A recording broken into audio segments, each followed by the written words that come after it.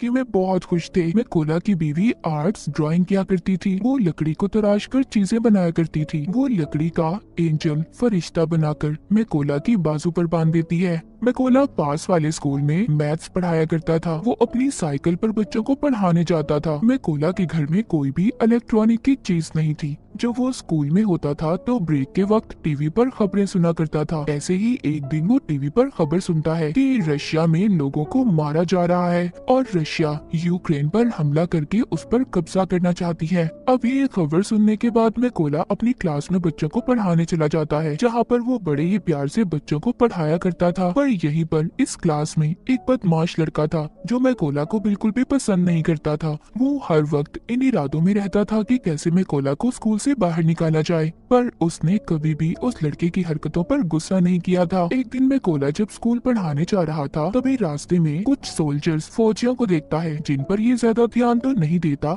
और स्कूल चला जाता है। पर जैसे ही ये स्कूल आता है तो देखता है सारा स्कूल खाली था। तब ये टीवी पर खबर सुनता है कि रशियन आर्मी यूक्रेन में घुस चुकी है और यहाँ पर कब्जा करना चाहती है। अब मैं कोला को समझ आती है जो इसने रास्ते में फौजी देखे थे वो रशिया के थे। पूरे मामले को देखते ही ये फौरन से अपने घर की तरफ भागता है क्योंकि उसकी बीवी घर पर अकेली थी। मगर अब बहुत देर हो चुकी थी। जब ये घर पहुंचता है तो देखता है रशियन फौजी उसकी बीवी को मार रहे थे और जब मैं कोला अपनी बीवी को बचाने की कोशिश करता है फौजी उसे भी पकड़कर मारने लगते हैं। मैं कोला उनसे कहता है प्लीज मेरी बीवी को मत मारो, वो माँ बनने वाली है, पर वो कुछ भी नहीं सुनते और उसके घर को आग लगाकर जाने लगते हैं। अपने घर को जलता देखकर उसकी बीवी जैसे ही उठकर उन फौजियों पर पत्थर मारने लगती है तो एक रशियन फौजी उस पर गोली चला देता है, जिसकी वजह से मैं कोला की बीवी मर चुकी थी। मैं कोला अपनी बीवी की लाश के पास बैठकर जोर जोर से रोता है। तभी तो यूक्रेन के फौजी आते हैं। वो उसकी पहचान करने के बाद उसकी बीवी की मौत पर बहुत अफसोस कर रहे थे और उसकी बीवी के लिए कब्र खोदकर मैं कोला से कहते हैं कि अपनी बीवी को यहाँ पर दफना दो।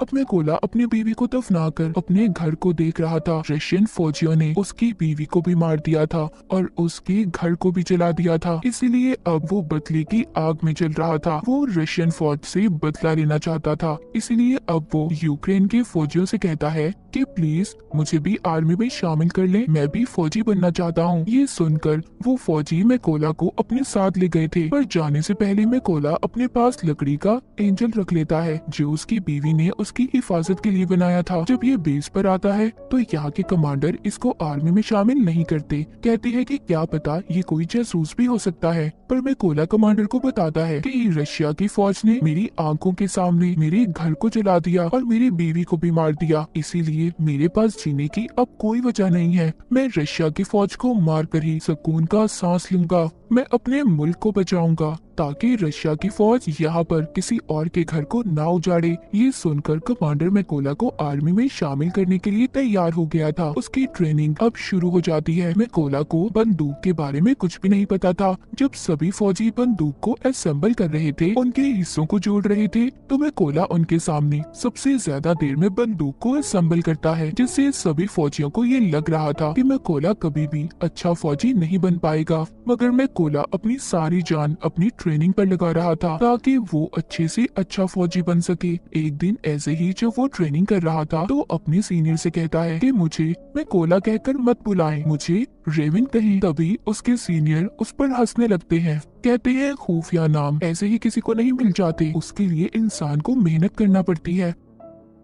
अब मैकोला पूरी जान से ट्रेनिंग कर रहा था। रात को जब सभी सिपाही सो रहे होते थे तो तब भी मैकोला अपनी प्रैक्टिस करता रहता था। एक दिन उनका कमांडर सबसे कहता है कि हमारे पास स्नाइपर निशानेबाज की कमी है, कौन है जो तुम में से स्नाइपर बनना चाहता है। इनमें से बहुत कम लोग थे जो अपना हाथ ऊपर करते हैं। इन्हीं में से मैकोला भी था जो अपना हाथ ऊपर करता है। सभी उसे देखकर हंस रहे थे। कमांडर उसे कहता है तुम्हें तो बंदूक भी सही तरह से असेंबल नहीं करने आती, तो तुम क्या स्नाइपर बनोगे। मैकोला कहता है मैं एक अच्छा स्नाइपर बन सकता हूँ, आप मेरा कोई भी टेस्ट ले सकते हो। कमांडर उसको टेस्ट लेते हुए कहता है कि तुम्हें सिर्फ 20 सेकंड में इस बंदूक को असेंबल करना होगा। अब मैकोला अपनी आंखों पर पट्टी बांधकर बंदूक को जोड़ना शुरू करता है और सिर्फ 18 सेकंड में उसने बंदूक को असेंबल कर दिया था। ये देखकर सभी हैरान हो गए थे। जो लोग पहले इस पर हंस रहे थे वो अब इसके लिए तालियां बजा रहे थे। इसके बाद मैकोला की स्नाइपर की ट्रेनिंग शुरू हो गई गई थी। वो जी जान लगाकर स्नाइपर की ट्रेनिंग कर रहा था। वो दिन भी आ गया था जब सभी स्नाइपर्स को उनकी बंदूकें दी जाती हैं। जहाँ पर सबको अच्छे मॉडल की बंदूकें दी गई थी, वहीं पर मैकोला को पुरानी बंदूक दी जाती है जो सही से काम भी नहीं करती थी। जब मैकोला अपने सीनियर से कहता है कि सर मुझे भी नई बंदूक चाहिए, तो उसका सीनियर उसे गुस्से से जवाब देता है। कहता है कि पहले तुम्हें खुद को साबित करना होगा कि तुम एक अच्छे स्नाइपर हो, तभी तुम्हें बंदूक दी जाएगी। अब सबकी ट्रेनिंग शुरू हो गई थी। इनका सीनियर सबसे कहता है जब तुम अपना निशाना लगा रहे होगे तो तुम्हें चाहे कोई भी परेशानी आ जाए, तुम अपने टारगेट से नहीं हिलोगे और अपने टारगेट पर पूरा ध्यान लगाकर निशाना लगाओगे। सीनियर सभी के पास बारी बारी जाता है और सबके पास गोलियां चलाता है। जो भी स्नाइपर जरा सा भी गोली लगने के डर से हिलता है, उसको ट्रेनिंग से बाहर कर दिया गया था। जब सीनियर मैकोला के पास जाकर गोली को चलाता है तो उसे कोई भी फर्क नहीं पड़ता, वो जरा सा भी नहीं हिला था। जब वो अपने टारगेट पर निशाना लगा रहा था तभी सीनियर उसके पास आकर कहता है कि तुम अपने टारगेट को सिर्फ एक दफा ही देख सकते हो, और उसकी आंखों के आगे कुछ रख देता है। अब मैकोला जब निशाना लगाता है तो उसका निशाना चूक गया था, मगर सब जानते थे कि अगर मैकोला को नई बंदूक दी जाती और आंखों के आगे कुछ ना आता तो उसका निशाना लग जाता। रात को स्नाइपर का नाइट शूट टेस्ट होता है, जिसमें इन्हें रात के अंधेरे में अपने टारगेट को देखकर उस पर निशाना लगाना था। ये फ्लेयर गन को चलाकर सबको एक ही बार उनका टारगेट दिखाया जाता है। सब निशाना लगाते हैं पर मैकोला निशाना नहीं लगाता। वो अपने दिमाग में फासले को देखकर मीटर का अंदाजा लगाकर फिर निशाना लगाता है, जिससे उसका निशाना बिल्कुल ठीक लगता है, जो आज तक किसी ने नहीं किया था। वो मैकोला ने कर दिखाया था। सबका अब रिजल्ट आ चुका था। सीनियर मैकोला को सैल्यूट करता है और कहता है तुम पास हो चुके हो। जिसके बाद कर्नल मैकोला से कहते हैं अपने सभी जरूरी सामान को पैक कर लो, तुमने एक जरूरी मिशन पर जाना है। मैकोला का पहला मिशन ये था कि पास ही एक चेक पॉइंट पर रशियन आर्मी ने कब्जा किया हुआ था, जिसको इन लोगों ने उनसे छुड़वाना था। मैकोला अपने साथियों के साथ उस जगह पर पहुंच जाता है। इन सबको एक एक टारगेट दिया गया था। सभी अपनी पोजीशंस ले लेते हैं जहां पर बैठकर इन्होंने निशाना लगाना था। जब ये इन पर शूट करने वाले थे तो देखते हैं एक गाड़ी चेक पॉइंट की तरफ जा रही थी। कर्नल सबको गोली चलाने से मना करते हैं। वहीं पर रशियन आर्मी गाड़ी को रोक लेती है, जिसमें एक कपल कहीं पर जा रहा था। रशियन आर्मी ने उन लोगों का पासपोर्ट ले लिया था और उन्हें काफी बुरी तरह से मारने लगते हैं। ये देखकर कर्नल सभी स्नाइपर को गोलियां चलाने का कहता है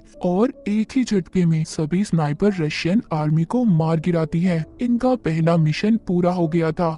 ये सभी खुशी खुशी अपने बेस पर वापस आ गए थे। जब मैकोला अपने बाकी साथियों को देखता है तो वहाँ पर कोई भी नहीं था। उसे पता चलता है कि वो दूसरे मिशन पर है। मैकोला को ये भी पता चल गया था कि उस मिशन में इसके बहुत से साथी भी मर गए हैं और उन सबको एक ही रशियन स्नाइपर ने मारा है, जो रशियन आर्मी का सबसे बेहतरीन स्नाइपर है। कुछ दिन के बाद इनका दूसरा मिशन भी शुरू हो गया था। ये सभी उस जगह पर पहुंच जाते हैं जहां पर रशियन आर्मी कब्जा करने वाली थी। सबसे पहले मैकोला हर जगह पर अपने साथियों के साथ बॉम्ब लगा देता है और फिर घास में छुपकर रशियन आर्मी का इंतजार करने लगता है। कुछ वक्त के बाद रशियन आर्मी उधर आने लगी थी। तभी मैकोला देखता है उन रशियन फौजियों में मैकोला का एक स्टूडेंट भी था, जो स्कूल में इसे परेशान किया करता था। ये वही बदमाश लड़का था और अब वो रशियन आर्मी में शामिल हो चुका था। जैसे ही कर्नल इन्हें शूट करने का कहते हैं तो मैकोला थोड़ा सा घबरा गया था, क्योंकि ये अपने स्टूडेंट को मारना नहीं चाहता था। पर फिर भी ये अपने सभी जज्बात को साइड पर रखकर गोली बॉम्ब वाली जगह पर चला देता है, जिससे बहुत बड़ा धमाका होता है। सभी रशियन फौजी मारे जा चुके थे। बाद में कर्नल जब मैकोला के पास आते हैं तो पूछते हैं तुम क्या सोच रहे थे। मैकोला बताता है कि उन रशियन फौजियों में मेरा एक स्टूडेंट भी था। कर्नल कहते हैं कि वो उस लड़के ने चुना है कि वो गद्दारों में शामिल हो गया, इसीलिए तुम्हें उसके लिए बुरा मानने की जरूरत नहीं है। इसके बाद ही वापस से बेस पे आ चुके थे। कर्नल ज्यादातर अपना वक्त अब मैकोला के साथ ही गुजारते थे, क्योंकि अब कर्नल पूरी तरह से मैकोला पर यकीन करने लगे थे। कर्नल मैकोला को बताते हैं कि मेरी 2 बेटियां हैं और उन्हें नहीं पता कि मैं आर्मी में कर्नल की पोस्ट पर हूँ। उनको मैं ये कह कर आया हूँ कि मैं बहुत बड़ा बिजनेस करता हूँ और मेरी बीवी ने भी मेरी बेटियों को नहीं बताया। ये सुनकर मैकोला भी अपनी बीवी की कर्नल को आखिरी निशानी दिखाता हुआ काफी दुखी हो जाता है। अब इसके बाद फिर से ये अपने अगले मिशन पर निकल पड़ते हैं। ये लड़ाई काफी बड़ी थी। सभी स्नाइपर्स छुपने के लिए एक गहरी खाई खोदते हैं और उसमें अपनी पोजीशंस ले लेते हैं। ये यहाँ पर इसलिए आए थे क्योंकि इन्हें पता चल गया था कि रशिया के कुछ फौजी यहाँ पर कब्जा करना चाहते हैं। यहीं पर कर्नल भी मैकोला के साथ थे। तभी यहाँ पर मैकोला देखता है उनमें वो फौजी भी था जिसने इसकी बीवी पर गोली चलाई थी। वो मैकोला के बिल्कुल निशाने पर था। कर्नल से पूछता है क्या मैं इस पर गोली चला सकता हूँ? कर्नल कहता है नहीं। मैकोला फिर पूछता है क्या मैं इस पर गोली चला सकता हूँ, क्योंकि वो अपनी बीवी का बदला लेना चाहता था। मैकोला का तो मिशन ही यही था कि वो अपनी बीवी का बदला लेना चाहता था। वो खुद पर कंट्रोल नहीं कर पाता और उस फौजी पर गोली चला देता है। पर इसके बाद रशियन आर्मी को इनका पता चल चुका था। कर्नल मैकोला से कहते हैं ये तुमने क्या किया? तभी एक स्नाइपर कर्नल पर शूट करके उसे भी मार देता है। सब रशियन फौजी इन पर बॉम्ब फेंकने लगते हैं। मैकोला कर्नल की लाश को बेस पर ले आया था पर बहुत ज्यादा दुखी था क्योंकि उसकी गलती की वजह से कर्नल मारा जा चुका था। मैकोला ने अब ये कसम भी खाई थी कि वो उस स्नाइपर को कहीं से भी ढूंढ कर लाएगा और कर्नल की मौत का बदला लेगा। इसलिए वो अगले मिशन के लिए अकेला ही निकल गया था। उसको उस स्नाइपर की जगह के बारे में भी पता चल जाता है। वो अब अपने टारगेट को फिक्स करके एक स्नाइपर को मार गिराता है, पर वहाँ पर एक स्नाइपर मैकोला पर गोली चला देता है जो उसको लगती तो नहीं पर वो जख्मी हो गया था। लेकिन स्नाइपर को भी मैकोला ने मार दिया था। अब क्योंकि वो जख्मी था इसलिए खुफिया जगह पर जाकर अपने जख्म के ठीक होने का इंतजार करने लगता है। तभी उसे अपने हेड की कॉल आती है जो बताते हैं कि हमें उस स्नाइपर का पता चल चुका है जिसने कर्नल को मारा था। तुम जल्दी से बेस पर आ जाओ। मैकोला अब बेस पर आ चुका था। जब इनकी ट्रेनिंग शुरू होती है तो इन्हें बताया जाता है कि वो स्नाइपर बहुत ही खतरनाक है। उसका निशाना आज तक गलत नहीं लगा। हेड यहाँ पर ये भी बताते हैं कि वो पहले यूक्रेन के फौजियों को मारता है, फिर उनकी वीडियोस बनाकर इंटरनेट पर डालता है ताकि यूक्रेन आर्मी हार मान ले।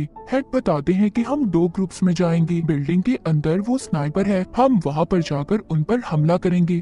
तभी मौके का फायदा उठाकर मैकोला उस स्नाइपर को मार देगा। प्लान बन जाने के बाद ये सब लोग ऐसा ही करते हैं। सभी उस जगह पर जाकर अपनी अपनी पोजीशंस ले लेते हैं और ये रशियन का ध्यान भटकाने में कामयाब हो जाते हैं। और मैकोला इसी बात का फायदा उठाकर अंदर जाकर रशियन स्नाइपर को मार देता है। मैकोला अपने साथियों से कहता है कि मेरा रास्ता साफ कर दो। ये सुनकर सभी मैकोला के साथी रशियन आर्मी पर गोलियां चलाकर उन्हें मार देते हैं। अब अंदर जो स्नाइपर छुप कर बैठा था जिसको मैकोला मारने आया था वो सोचता है कि कोई भी फौजी उसकी बात का जवाब नहीं दे रहा। जब ये ऊपर छत पर चेक करने जाता है तो वहाँ पर जो रशियन स्नाइपर था वो मर चुका था। ये देखकर वो वापस से अपने पोजीशन पर आ जाता है। जब वो सामने मैकोला की बीवी का बनाया हुआ एंजल देखता है तभी मैकोला ऊपर से छलांग लगाकर उस स्नाइपर को मार देता है। जब दूसरे स्नाइपर को थोड़ी आवाज आती है तभी मैकोला उसके पास भी एक बॉम्ब फेंकता है और उस स्नाइपर का काम भी तमाम हो चुका था। लेकिन यहाँ पर हम देखते हैं जब वो स्नाइपर छत पर चेक करने गया था तो उसने फोन करके रशियन आर्मी को बुला लिया था। इसलिए रशियन आर्मी उधर आ रही थी। किसी को भी नहीं पता था कि उनके स्नाइपर मारे जा चुके हैं। इसलिए जब वो अपने स्नाइपर को कॉल कर रहे थे तो कॉल में कोला उठाता है और उन्हें कहता है कि तुम्हारा वक्त अब खत्म हो चुका है। ये कहकर वो रशियन के ट्रक ड्राइवर पर गोली चला देता है जिसमें सभी रशियन फौजी बैठे थे। इसीलिए अब वो बाहर आ गए थे, लेकिन ये नहीं जानते थे कि यूक्रेन के स्नाइपर इन पर पहले ही निशाना लगाकर इंतजार कर रहे थे। तभी वो सब इन पर गोलियों की बारिश कर देते हैं। सभी को मारने के बाद मैकोला अपनी बीवी की कब्र पर जाकर उदास मन से कहता है कि मैंने तुम्हारे कातिलों और अपने दुश्मनों से बदला ले लिया है, मगर अब मुझे अपने मुल्क की हिफाजत करनी है, इसीलिए मुझे अब जाना होगा। इतना कहकर वो अपने अगले मिशन पर निकल जाता है और यहीं पर स्नाइपर द व्हाइट रिबन की कहानी खत्म हो जाती है।